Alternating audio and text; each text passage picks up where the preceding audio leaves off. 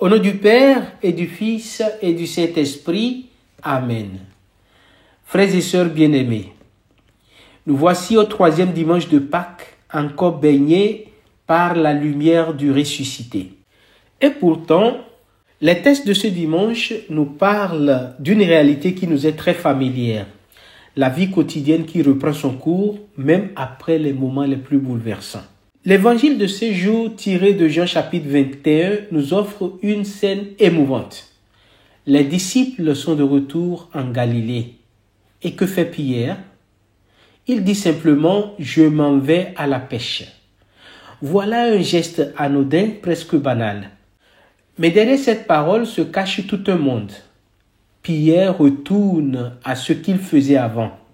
La passion est passée, la résurrection a eu lieu, Jésus leur est apparu et pourtant la vie semble comme suspendue. On sent encore l'épreuve, le choc, la douleur intérieure causée par l'arrestation, la crucifixion et même par leur propre faiblesse dans l'épreuve. Mais ce retour à la pêche de Pierre n'est pas une fuite, ce n'est pas non plus un renoncement. C'est un retour à la vie, une façon de se relever, de dire que malgré tout, la vie continue. Ce n'est pas un abandon, mais une fidélité discrète, silencieuse au quotidien. Pierre ne renonce pas à son appel, mais il attend, il avance comme il peut dans l'obscurité de l'après. Comme nous le savons, Pierre a vécu le drame de la passion de façon intense. Il a renié son maître, il a pleuré amèrement. Après toute cette expérience, il aurait pu sombrer dans l'ascédie, ce mal de l'âme dont parlent les pères du désert, qui est pratiquement un mélange de tristesse, de fatigue spirituelle, de repli sur soi, de découragement. Mais non, il se remet debout, il retourne au travail, il reprend la barque. Et cela, chers frères et sœurs, est une leçon pour nous, car nous aussi, il nous arrive d'être blessés, choqués par la vie, par nos épreuves, nos fautes, par ce que nous voyons qui ne va pas dans le monde. Et la tentation est grande de se refermer, de ne plus espérer, de laisser l'amertume et l'ennui spirituel nous gagner. Mais la résurrection n'efface pas la mémoire des blessures, elle les transforme. Ce qui change tout dans le récit de notre évangile d'aujourd'hui, chers frères et sœurs, c'est ce petit détail. Jésus est là sur la rive. Les disciples ne l'ont pas encore reconnu, mais il est là, dans leur travail, dans leur attente. Dans leur nuit de pêche infructueuse, Jésus se tient là comme la lumière discrète au bord de la nuit. Et que fait-il? Il parle, il les guide. Jetez le filet du côté droit. Cet ordre que donnait Jésus devait rappeler à Pierre le jour où Jésus lui disait « Avance en eau profonde et jetez vos filets pour la pêche ». Et la pêche était miraculeuse. Ici aussi, le Seigneur dit « Jetez le filet du côté droit et tout change ». La pêche devient surabondante, les filets sont pleins. Puis, il les accueille avec un repas, comme une Eucharistie anticipée. Du pain, du poisson sur le feu de braise. C'est le Christ qui prépare la table pour ses frères encore fatigués, encore blessés. Voyez quelle tendresse le Seigneur manifeste à leur égard. Chers frères et sœurs, cet épisode nous donne un enseignement sur le besoin de permettre à Jésus de nous donner des ordres, de nous commander comment nous devons faire nos activités afin qu'elles puissent porter de fruits, afin que nous puissions faire des pêches miraculeuses. Écoutez le Seigneur qui nous dit « fais comme ceci, fais comme cela ».